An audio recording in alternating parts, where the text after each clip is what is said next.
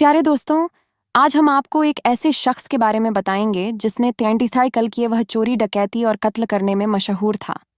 फिर भी दुनिया में ही उसके ऊपर एक ऐसा मामला पेश आया जिसको देखकर तमाम लोग हैरान और परेशान हो गए। दोस्तों, ये वीडियो आपको अंदर से झकझोर कर रख देगी, इसलिए आपसे गुजारिश है कि इस वीडियो को आखिर तक ज़रूर देखें और लाइक ज़रूर करें और हमारा चैनल सब्सक्राइब लें। हज़रात बनी इज़राइल में एक शख्स था जो कि चोरी डकैती और कत्ल करने में मशहूर था। वह ज़रा सी बातों पर लोगों का कत्ल कर दिया करता था।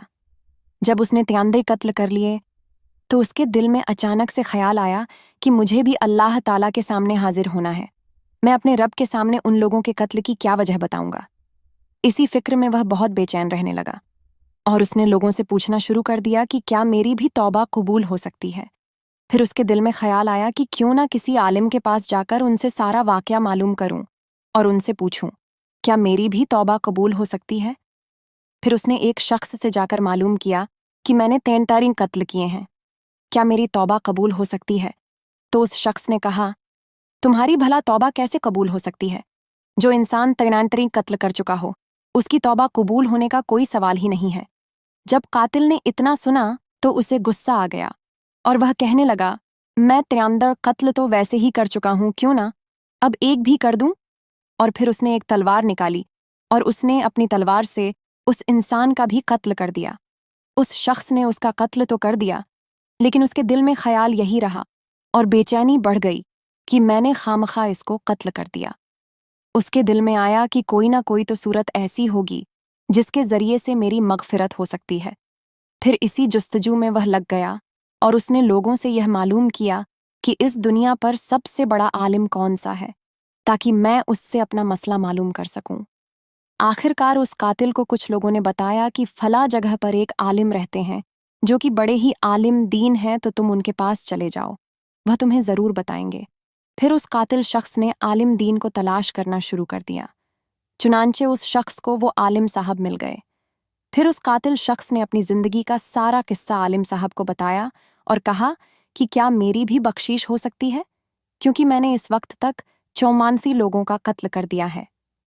तो आलिम दन ने कहा, क्यों नहीं, अल्लाह ताला हर किसी की दुआ को कबूल कर सकता है, क्योंकि अल्लाह की रहमत का समंदर तुम जैसे गुनाहगारों के गुनाहों से कई गुना बड़ा है और बसी है। फिर आलिम साहब ने उस शख्स से कहा कि फलां जगह पर कुछ लोग रहते हैं, तुम उनके पास चले जाओ, क्योंकि वह सिर्फ अल्लाह की इबादत में मशगूल रहते हैं।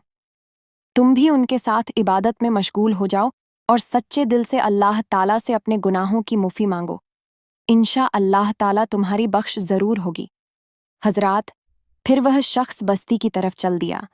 अभी वह कातिल शख्स आधे रास्ते में ही पहुंचा था कि उसकी रूह कब्ज करने के लिए फरिश्ते आ गए।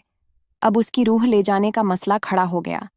रहमत के फरिश्ते कहने लगे कि इसकी रूह ले जाने के हम हकदार हैं, और आज़ाब के फरिश्ते कहने लगे कि इसकी रूह ले जाने के हम हकदार हैं।